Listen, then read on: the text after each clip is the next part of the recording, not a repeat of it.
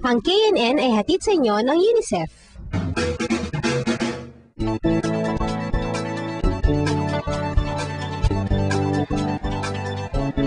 Show me, napansin mo ba yung mga reports ng mga taga Dumaguete Bureau laging may kinalaman sa kalikasan? Oo nga, kagaya nung Dumaguete City Dome site at saka nung Apo Island. Oo. At ngayon, yung isa pa nilang report, yung University Town, may bahagi din doon tungkol sa kalikasan.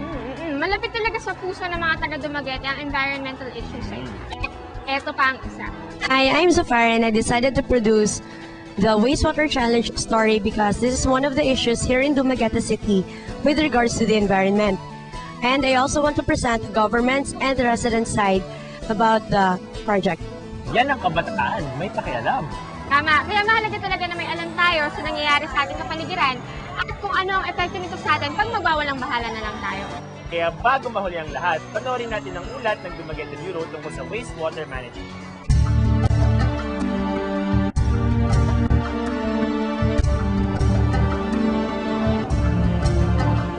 Bahagi ng ating mga karapatan bilang mamamayan ang pagkakaroon ng malinis na tubig na di makadudulot ng sakit sa atin.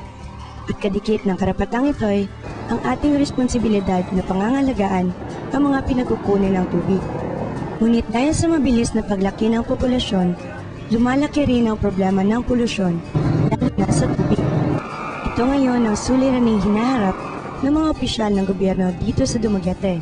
Andito tayo ngayon sa Rizal Boulevard sa Dumaguete City. Merong 13 water outfalls dito, 12 of which ang functional. Dito na pupunta ang lahat ng domestic waste ng mahigit sa 21,000 na kabahayan sa buong Dumaguete. Dahil dito, ipinagbawal na ang paliligo o ang paglangoy.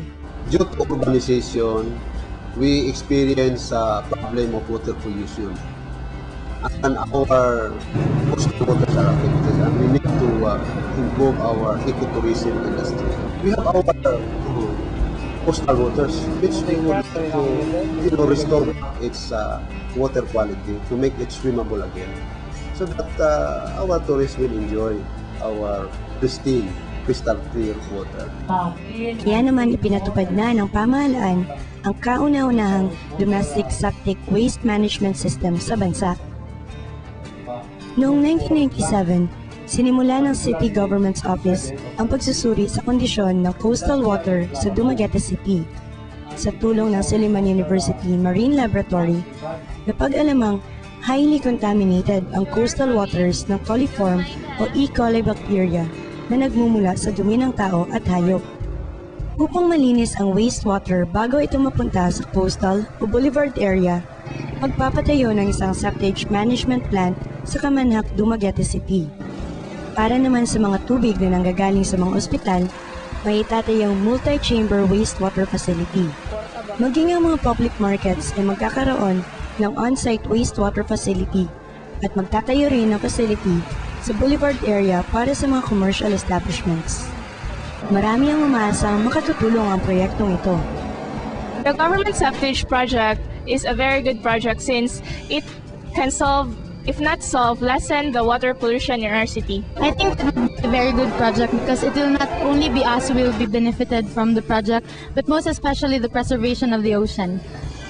Ngunit marami rin ang nag-aalinlangan at hindi sang-ayon sa proyektong ito dahil sa posibleng epekto nito sa mga nakatira malapit sa pagtatayuan ng septage plant sa Barangay Kamanhak. Hindi ako sangayon sa proyekto na ito dahil nakakasira ito sa kalusugan ng mga tao dito at kahit gaano kahigpit ang waste treatment na ito ay maaring sisingaw din ang amoy nito. Ayon kay Engineer Josephine Antonio, City Planning and Development Officer, walang dapat na ikabahala ang mga tao rito.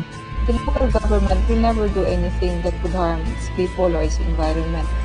The septage treatment plant will be properly designed and operated so that it will not produce any harm, it will not produce any bad odors. Sa ngayon, patuloy pang pinag-aaralan ng pamahalaan ang proyektong ito. Nang sa ganon, ay maging maayos ang pagpapatayo ng domestic septic waste management system na ito.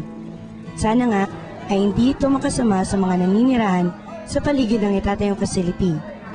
Ngunit may isa pa tayong dapat isipin, na hindi lamang ito ang solusyon. Kahit mga ordinaryong mamamayan ay may magagawa upang mapigilan ang paglala ng problema. In my capacity, I myself won't do anything that can pollute our water, like throwing any biodegradable or non-biodegradable trashes on our water resources. Kahit may mga malawakang proyekto, kailangan pa rin nating sikaping tumulong sa mga maliliit na paraan. Ang pagkakaroon ng malinis na tubig na dati di natin pinoproblema ay isa na ngayong hamon na dapat nating harapin.